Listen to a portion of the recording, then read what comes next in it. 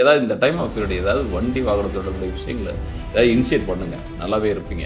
எனக்கு ஒரு வீடு வாங்குறதோ வண்டி வாங்குறதோ, ஏன்னா 6 சம்மந்தப்பட்டதுனால லோன் வாங்குறதுக்கான ட்ரை பண்ணுங்கள், அது நடக்கும். நீங்கள் எதிர்வரும் பிரச்சனைகள் வந்து இமாலய ரீதியாக இருந்தால் கூட நீங்கள் கனிவான பேச்சுகளாலேயே இல்லை தரை மட்டமாக்குறதுக்கான வாய்ப்புகள் நிறையா இருக்குது. அப்போ உங்களோட பேச்சுகள் தான் இந்த இடத்துல இந்த ஆவணி மாதத்தை கடக்க போகுது, நடத்த போகுது. அனைவருக்கும் வணக்கம்.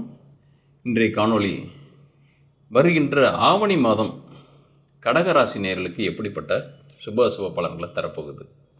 ஆவணி மாதம் எப்போ பிறக்குது அப்படின்னு பார்க்குறப்ப 16 ஆகஸ்ட் 2024 15 செப்டம்பர் 2024 வரைக்கும் உள்ள நாட்களை தான் ஆவணி மாதம்.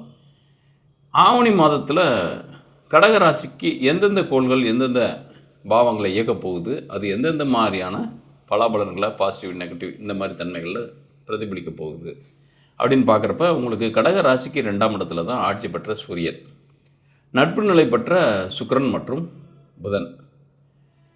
ஆட்சி கதி பெற்ற சூரியன்றது கேது சாரத்தில் பகை பெற்ற கோளின் சாரம் தான். அது சூரியன்றது எப்பயுமே ஒரு கோள் வந்து தன்னுடைய நட்பு நிலை உள்ள கோள்களின் நட்சத்திர பாதங்களில் இருந்தால் அது அபரிவிதமான பலன்களை தரதுக்கான வாய்ப்புகள் இருக்கும். எப்பயுமே ஒரு கோள் வந்து தன்னுடைய ஆட்சி வீடோ உச்சம் வீடோ நட்பு வீடோ இருந்து அந்த நட்பு நிலை பெற்ற ஒன்று சுய நட்சத்திரமாக இருக்கணும், அல்லது நட்பு பெற்ற கோள்களின் நட்சத்திரத்திலேயாவது இருந்துச்சுனாக்க அது லக்னத்திற்கோ ராசிக்கோ அது கேந்திர திரிகோணமாக இருந்தால், அதாவது 1, 5, 9, 1, 4, 7, 10 இந்த ஸ்தானங்களில் இருந்துச்சு, அது ஆட்சி உச்ச நட்பாக இருந்துச்சுனாக்கா மிகப்பெரிய அனுகூலமான பலனை அதோட திசாபுத்திகளில் தான் தரும். எப்பயுமே எனி டைம் தரதுக்கான வாய்ப்புகள் கிடையாது. அதன் அடிப்படையில் பார்க்குறப்ப இந்த டைம் அப்படின்றது கடகராசிக்கு 2ஆம் இடத்துல சூரியன் வந்து பகைப்பெற்ற கோளின் சாரம். ஆனால் அந்த கோள் எங்கே இருக்கார் அப்படின்னா 3ஆம் இடம். 3ஆம் இடம்ன்றது ஒரு நல்ல இடம் கேதுக்கு. அந்த கேதுவும் உங்களுக்கு அஸ்தம் நட்சத்திரத்தில் தான் இருக்கார். அஸ்தம்ன்றது உங்கள் ராசி.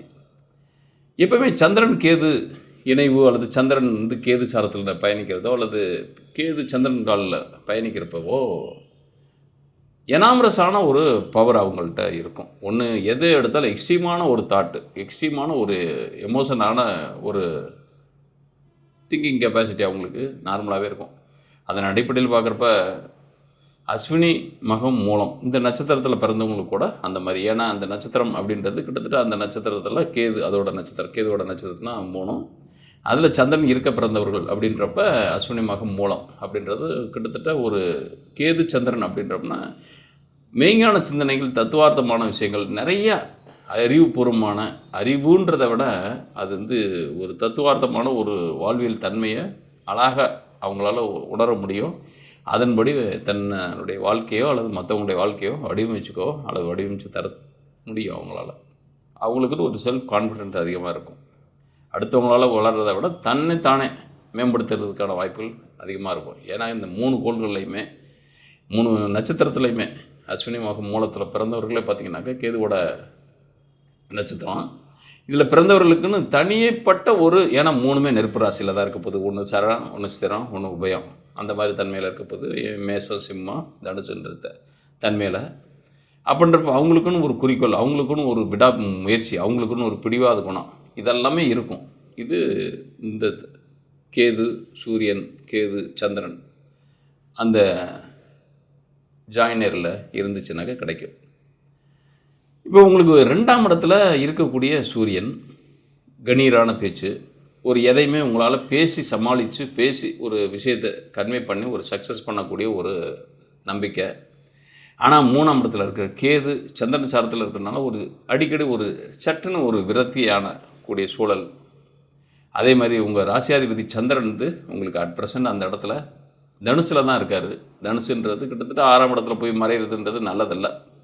அப்போ உங்களுக்கு எவ்வளோதான் முயற்சி பண்ணால் கூட அதில் ஒரு சக்ஸஸ் முழு வெற்றி உங்களுக்கு கிடைக்குமா அப்படின்னோம்னாக்கா கொஞ்சம் டவுட்டு தான். டவுட்டுனாக்கா கொஞ்சம் பர்சன்டேஜ் குறையும். ஒரு 100% அப்படின்றப்ப ஒரு 70%, 80% உங்களுடைய முயற்சியின் அடிப்படையில் ஒரு எவ்வளோக்கு எவ்வளோ ஃபுல்லாக இல்லாமல் ஒரு கிட்டத்தட்ட ஒரு 10 to 20% கம்மியாகும். முயற்சியாக பண்ணனாக்கா சுத்தமாக இருக்கிறதுக்கான வாய்ப்பு. ஏன்னா எப்பவுமே ராசிக்கு அதிபதி எந்த ஒரு பாவத்துக்கும் அந்த பாவத்துக்கு மறைவு பெறக்கூடாது. இப்போ உங்கள் ராசிக்கு பார்த்திங்கனாக்கா சந்திரன் அந்த டைம் பார்த்திங்கன்னா ஆவணி மாதம் தனுசில் இருக்கார். 8ஆம் இடத்துல சனி இருக்கார்.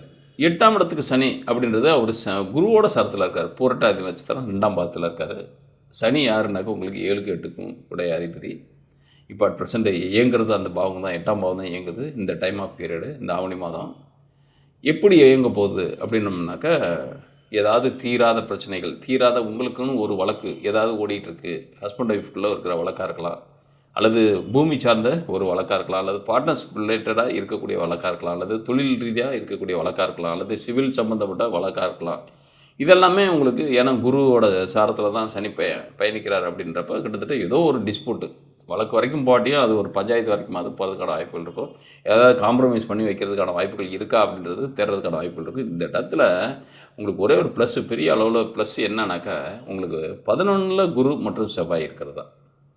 செவ்வாய் சுயசாரம் பெற்ற தன்மையில் பலமாக இருக்கார். யார் உங்களுக்கு செவ்வாய்னாக்கா யோகாதிபதி அவர் தான். யோகாதிபதின்றது கிட்டத்தட்ட 5க்கும் 10க்கும் அதிபதி அவர் தான்.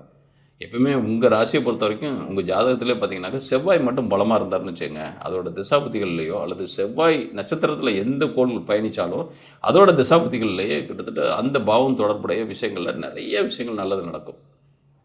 செவ்வாய் வீக்காக இருந்தாருன்னு வச்சுக்கோங்க, யோகமற்ற ஜாதகமாக அமைப்பாக மாறிக்கும். எப்பயுமே விதி வழியது, நம்ம அக்செப்ட் பண்ணிக்கணும். இது எனக்கு நடக்கும் அப்படின்னு இருந்துச்சுன்னா அது கண்டிப்பாக நடக்கும். இல்லை என்னோடய முயற்சியின் அடிப்படையில் நான் எல்லாத்தையும் மாற்றி அமைச்சிருவேன் அப்படின்னா ட்ரை பண்ணுங்கள். எனக்கு எதுவுமே என்னென்னா, உங்களுக்கு மேலே ஒன்று எலெக்ஷன்லாம் நிற்கிறோம், எல்லாமே ஆளுங்கட்சி எதிர்கட்சின்ற தாண்டி எல்லா வேட்பாளர் அந்த டைம் பீங் பார்த்தீங்கன்னாக்கா ஆளுங்கட்சி வேட்பாளர் எதிர்கட்சி வேட்பாளர்லாம் கிடையாது, மக்களை பொறுத்த வரைக்கும் வேட்பாளர் அவ்வளோதான்.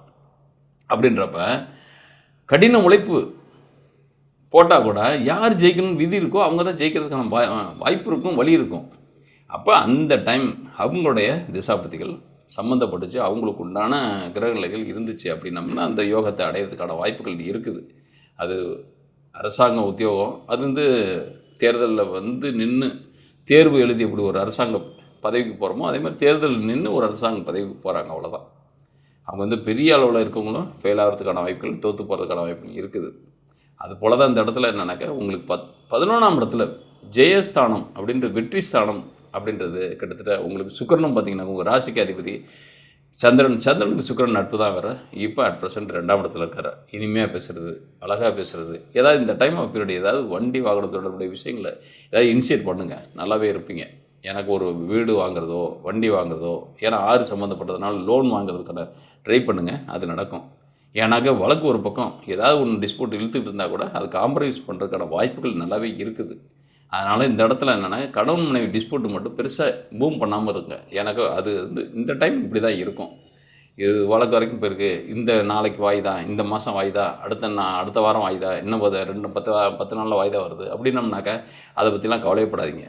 உங்களுக்கான விவாகரத்து அப்படின்னு இருந்துச்சுன்னா அதை நீங்கள் விரும்பாத பட்சத்தில் யாரும் உங்களுக்கு தர முடியாது. அப்படின்ற பட்சத்தில் விரும்பும் பட்சத்தில் அடுத்த மியூச்சுவல்னாக்கா ஒன்றும் பிரச்சனையே கிடையாது. அது இன்னொன்று என்னென்னா, உங்கள் ஜாதக ரீதியில் அந்த அமைப்பு இருந்தால் மட்டும்தான் அதுக்கு ட்ரை பண்ணுங்கள், இல்லைனாக்கா விட்டுருங்க அதெல்லாம். ஏன்னாக்கா இந்த டைம் ஒரு டென்ஷன் ஆகிட்டு இது மாதிரி எமோஷனான ஒரு முடிவு எடுத்துகிட்டு ஒரு 10 to 15 இயர்ஸ் கழித்து பார்த்தீங்கன்னாக்கா நீங்கள் வெறுமையாக இருப்பீங்க, ரொம்ப வெறுமையாக இருப்பீங்க. ஏன் அன்னைக்கு இந்த மாதிரி கொஞ்சம் அமைதியாக போயிருக்கலாமே, ஏன் அன்னைக்கு கொஞ்சம் நம்ம வேகப்படாமல் இருந்திருக்கலாமே, ஏன் அன்றைக்கி இந்த ஒரு முடிவை மாற்றி எடுத்துக்கலாமே அப்படின்னு ஃபீல் பண்ணுவீங்க. அப்படின்றப்ப அந்த அமைப்பு உங்கள் ஜாதகத்தில் இருந்தால் மட்டும் நீங்கள் அதுக்கு ஒரு முயற்சி எடுக்கலாம். அந்த முயற்சின்றதை உங்களுடைய அந்த துணிந்து அது ஒரு முடிவுக்கு போகலாம். மற்றபடி அந்த அமைப்பு இல்லை, அதாவது பிரிந்து போகிறதுக்கான வாய்ப்பு இல்லை, அல்லது மறுமணத்துக்கான வாய்ப்பு இல்லை, அல்லது இந்த மனத்தில் இந்த குறை இருக்குன்றதுனால இன்னொரு திருமணத்தை பண்ணும் பட்சத்தில் அந்த குறை அந்த திருமணத்தில் வராது அப்படின்றது எந்த உறுதிமொழியும் யாரும் தரவும் மாட்டாங்க, இருக்கவும் இருக்காது. அப்படின்றப்ப இந்த குறை அங்கே இருந்துச்சுன்னா என்ன பண்ணுவீங்க? இதே குறைக்காக நம்ம மாறிக்கிட்டே போக முடியாது.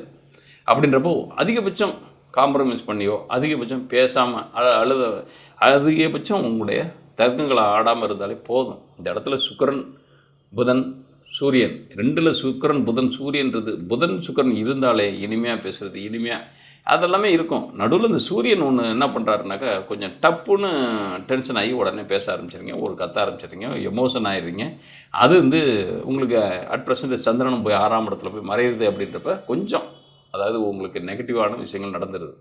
அப்போ நம்ம இந்த இடத்துல எப்படி இருக்கணும் இந்த ஆவணி மாதம் அப்படின்றப்ப, நீங்கள் எதிர்வரும் பிரச்சனைகள் இமாலய ரீதியாக இருந்தால் கூட நீங்கள் கனிவான பேச்சுகளாலேயே இல்லை தரை மட்டமாக்குறதுக்கான வாய்ப்புகள் நிறையா இருக்குது. அப்போ உங்களோட பேச்சுகள் தான் இந்த இடத்துல இந்த ஆவணி மாதத்தை கடக்க போகுது, நடத்த போகுது. அப்படின்றப்ப நல்ல, ஏன்னா படிப்பு சார்ந்த விஷயங்கள் மிகப்பெரிய அளவில் அனுகூலமான தன்மை. எனக்கு அடிப்படை கல்விக்கு 2ஆம் இடத்துல ஆட்சி பெற்ற சூரியன் இருக்கார், நல்லது. அதே மாதிரி உயர் படிப்பு அப்படின்றது சுக்கிரன் 2ஆம் இடத்துல இருக்கார், நட்பு நிலையில் இருக்கார், நல்லது. அது சுயசாரம் பெற்ற தன்மையில் இருக்கார்.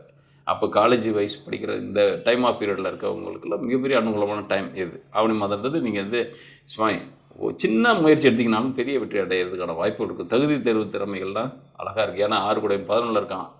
அதாவது தேர்வு அப்படின்றது 6ஆம் இடம், அது குடையவன் 11 இருக்கான் குரு. அப்படின்றப்ப அவர் தான் பாக்கியாதிபதி, அவர் தான் 9 குடையவனும் அவர் தான். அப்படின்றப்ப சக்ஸஸ் தரதுக்கான வாய்ப்புகள். உபஜய ஸ்தானன்றதை விட காட்டு வெற்றி ஸ்தானம்ன்றது 11. 11 செவ்வாயும் குரு இருக்கிறது மிகப்பெரிய யோகங்க.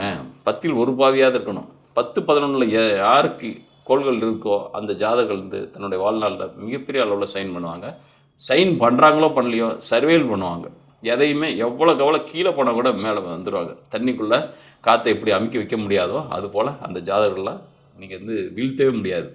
அப்போ வெற்றின்றது அவங்களுக்கு ஏதோ ஒரு சின்ன தொட்டுவிடும் தூரம் தான் இருக்கும். வானமும் அவங்களுக்கு தொட்டுவிடும் தூரம் தான், அந்த மாதிரி தான் இருக்கும். அப்போ இந்த கடகராசி நேயர்களுக்கு பார்த்தீங்கன்னாக்கா இந்த டைம்ன்றது நல்ல டைம். துணிஞ்சு நீங்கள் எக்ஸ்போஸ் பண்ணுங்கள். உங்களோட லைஃப் பார்ட்னர் வைஸ் மட்டும் கொஞ்சம் பிரிவு அப்படின்றது தரதுக்கான வாய்ப்புகள் இருக்குது. மறுமண திருமணங்கள்ன்றது கொஞ்சம் ட்ரை பண்ணாலே ஈஸியாக நடக்கும். ஏன்னா உங்களுக்கு வந்து 7 குடையன் 8ல் மறைகிறதும் அது குருசாரம் பெற்று குருவும் 11ஆம் இடத்துல தான் இருக்கார். அப்படின்றப்ப தாராளமாக உங்களுக்கு திருமணம்ன்றது நடக்கிறதுக்கான வாய்ப்புகள் இருக்குது. 5 குடையவனும் சேர்ந்து தான் அந்த இடத்துல இருக்கான், யார் செவ்வாயும் சேர்ந்து. அப்போ அந்த மறுமணமே உங்களுக்கு காதல் மனமாக இருக்கிறதுக்கான வாய்ப்புகள் இருக்குது. முதல் திருமணம் மட்டும், அதாவது ஃபஸ்ட் மேரேஜ் அப்படின்றது மட்டும் கொஞ்சம் தள்ளி போடுங்க. ஏன்னா ஆவணி மாதம் உங்களுக்கு அந்த அளவுக்கு பாசிபிளான ஒரு வரன் அமைகிறதுக்கான வாய்ப்புகள் கிடையாது. உங்கள் ஜனன ஜாதகத்தில் அதுக்குண்டான சோர்ஸ் இருந்துச்சுனாக்க, அதாவது அந்த மாதிரி வரன் வர்றதுக்கான வாய்ப்புகள் அந்த தசாபுத்தி நடந்துச்சுனாக்க நிச்சயமாக நல்ல வரன் வர்றதுக்கான வாய்ப்புகள் இருக்குது. இந்த காணொலியை பார்க்குறவங்க உங்களுடைய கருத்துக்களை கமெண்ட் பாக்ஸில் பதிவிடுங்க. மேலும் உங்களுடைய தனிப்பட்ட முறையில் உங்கள் ஜாதகத்தின் அடிப்படையில் ஏதாவது உங்களுடைய பலன்கள் அறியணும் அப்படின்னோம்னாக்க உங்களுடைய date of birth, type of birth, place of பர்த்தை பதிவிட்டு திரையில் பார்க்கக்கூடிய நம்பருக்கு கமெண்ட் பண்ணுங்கள். அதிலே பதில் சொல்கிறதுக்கான வாய்ப்புகளை பெறுறேன். அல்லது என்னுடைய நம்பருக்கே நீங்கள் இந்த திரையில் பார்க்கக்கூடிய நம்பருக்கே வாட்ஸ்அப்பில் அனுப்பி வைங்க. அனுப்பிவிடும் பட்சத்தில் கம்பெனிலேருந்து என்ன மாதிரியான ப்ராசஸ் சொல்கிறாங்களோ, அதாவது அதுக்கு உண்டான மினிமம் சார்ஜஸ் என்ன சொல்கிறாங்களோ அதை நீங்கள் வந்து கீப்பப் பண்ணும் பட்சத்தில் நான் உங்களுக்கு டீட்டெயிலாக வாய்ஸ் ரெக்கார்ட் பண்ணி உங்களுக்கு உங்களுடைய வாட்ஸ்அப் நம்பருக்கு அனுப்பி வைக்கிறேன். நன்றி, வணக்கம்.